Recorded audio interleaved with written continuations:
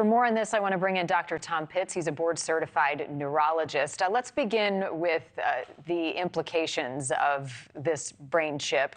What do we know now that it's been implanted in one patient and preparing for a possible second one? Well, hi, Marni. Thanks for having me. As a neurologist, this is near and dear to my heart. What we know is that we're able to still fire impulses when you have a spinal cord injury. The problem is those messages don't get down to the muscles to actually carry out the task. So in this case, what you're doing is you're implanting a device that is then reading the patterns of those signals. So let's say every time, just for example's sake, you wanted to look right, your nerve went 1, 2, and if you wanted to look to the left, it went 1, 2, 3. Over time, the device learns and it says, okay, I assume based on this firing pattern, you want the cursor to move right. And that's what, so the implications are fantastic, right? You could complete tasks that you would normally need your appendages for mentally. There's concern, right? I mean, death being the top concern. What are some of the risks that we know about, and maybe more so the ones we don't yet know about? Sure, like any neurosurgical. Now, remember, we put devices in the brain, right? We have devices for movement disorders. We have vagal nerves, deep brain stimulators. We have vagal nerve stimulators for seizures. So those surgical risks are always going to be there: infection, death, trauma to the brain. But I would always say, I think if you spoke to a quadriplegic, they might say, well, geez, how am I living now? And then to take that theoretical risk of maybe 1 or 2% of death or something like that, worst case outcome, and to not even try. I don't know. I think if you polled most quadriplegics, they would say, I want to give it a try despite those risks. Should we do everything we can to mitigate them? Of course. Right, but the potential of improving their quality of life. So fewer than 100 people have qualified for the surgery. 1,000 quadriplegics have signed up for the registry. Who is the best candidate for something like this?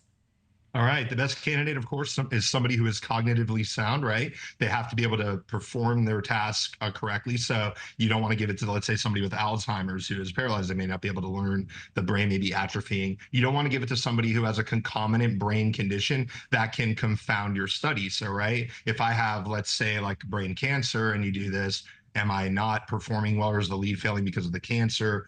Right. And most importantly, I would just add that Elon Musk, if you're listening, you've got to account for movement of the brain with these tethers coming loose, and you've got to account for inflammation, right? You put a foreign device in there, more importantly than death, long-term inflammation. This is like kidney rejection 101, right? Or transplant medicine. When you put a device in, there's going to be inflammation. That's going to change constantly the conformation and pressure of the brain, considering that the skull does not expand, and that's going to move the lead. Think of a boat tied to a dock with a rope. You can't tie it taut. It's going to move and come apart and come forward and back and roll and yaw. So they have to consider inflammation chronically and perhaps provide these people, here's the key, with immunosuppressive therapy during and ongoing to mitigate swelling so that it does not move their leads, just like we would with almost anybody else who has a foreign body implanted into them. Wow, that's really interesting. So how often would a patient need to be monitored and checked once a device like this is implanted to make sure that nothing like that happens?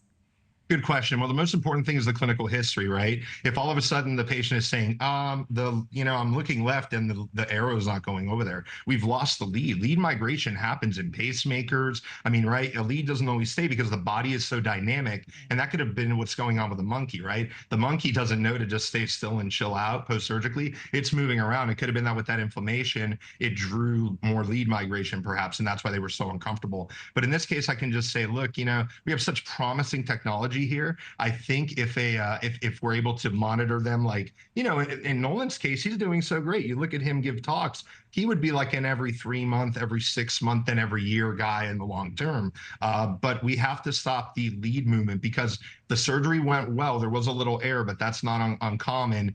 We don't see all devices move when there's air in the skull, right? There has to be air in the skull when you open it to put the device in. I think what happened here is they didn't account for movement of the brain. It sits in spinal fluid. So, the brain is moving, that moves the cords. Again, think boat tied to a dock. That rope cannot be taut. There has to be, the surgeon's going to look in there and say, wow, there's a lot of slack. Relatively okay, but when you consider swelling and movement of the brain, that might just hit the sweet spot to where you need it to be, to where it's taut but does not recoil. Wow, really interesting. You almost wonder, I know it's more complicated than this, but if you anchor it another way as well, so you have a sort of a backup. Dr. Pitts, thanks for walking us through this.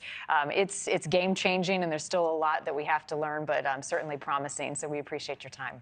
Thank you for watching. Go to newsnationnow.com to find NewsNation on your television provider. And don't forget to click the red subscribe button below to get more of NewsNation's fact-driven, unbiased coverage.